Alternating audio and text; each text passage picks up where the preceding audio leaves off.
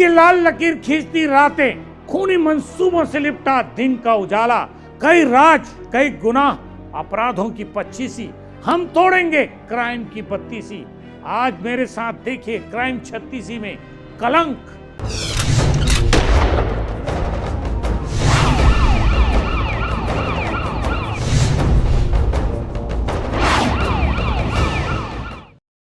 दौलत की लालच और अवैध संबंधों की आंच जब रिश्तों को पिघलाने लगे तो समाज के लिए इससे बड़ा कलंक कुछ नहीं हो सकता। रिश्ते अक्सर जड़ जोरू जमीन की आग में, उसकी तपिश में झुलसते रहते हैं। पुलिस की जांच भी इन्हीं 3 बिंदुओं से होकर गुजरती है और ज्यादातर सफल भी होती है। यही वो वजह है जिसकी वजह से बड़े बड़े युद्ध हुए, खून बहे, समाज पीढ़ियों ने इस त्रासदी को भोगा और सहा भी।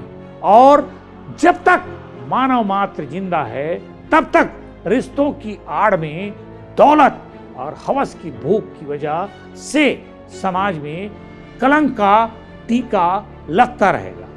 2 साल पूर्व यानी 21 दिसंबर 2020 को प्रदेश के दुर्ग जिले के अंतर्गत ग्राम खुड़मुड़ा में सोनकर परिवार में हुए सामूहिक हत्याकांड भी इसी की एक वानगी थी। घटना के कई महीनों बाद जब तत्कालीन डीजीपी डीएम अवस्थी ने इस सामूहिक हत्याकांड का खुलासा किया तो पूरा प्रदेश सख्ते में आ गया, क्योंकि इस सामूहिक हत्याकांड का मुख्य आरोपी कोई और नहीं बल्कि घर की बहू निकली।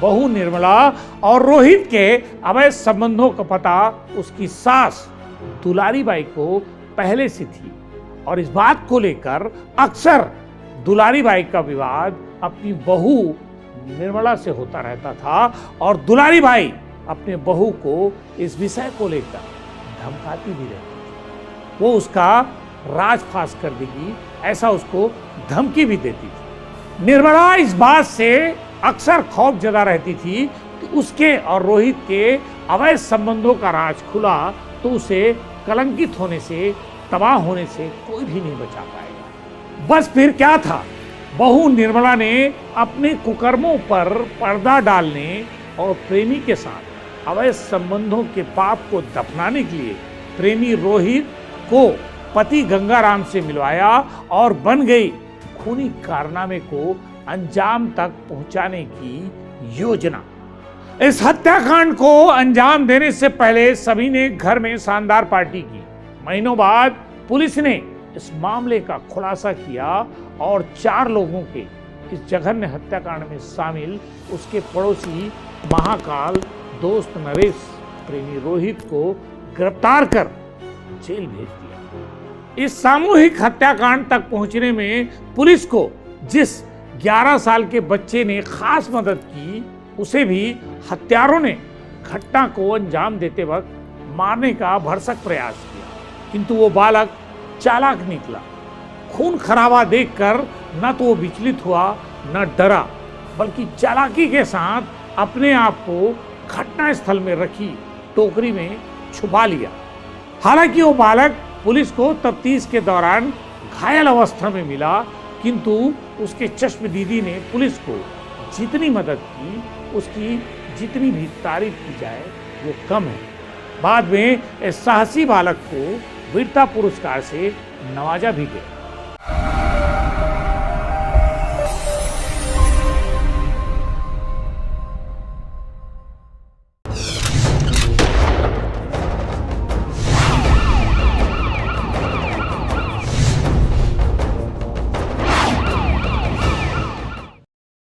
आज इस सामूहिक हत्याकांड के सभी आरोपी जेल की सलाखों के पीछे बैठकर दौलत की लालच और अवैध संबंधों के कारण खुद पर लगे हत्यारे के कलंक को धो रहे हैं। इस पूरे एपिसोड का लबोलुआब ये कि क्या वाकई कलयुग का प्रथम चरण प्रारंभ हो चुका है या ये केवल कलयुग आने का संकेत मात्र है, जहाँ रिश्ते खुद अपने रिश्तों को कलंकित कर रहे हैं, उनके खून से हाथ रंग रहे हैं, कभी दौलत के लिए, कभी जिस्मानी भूख के लिए, तो कभी किसी और चीज के लिए।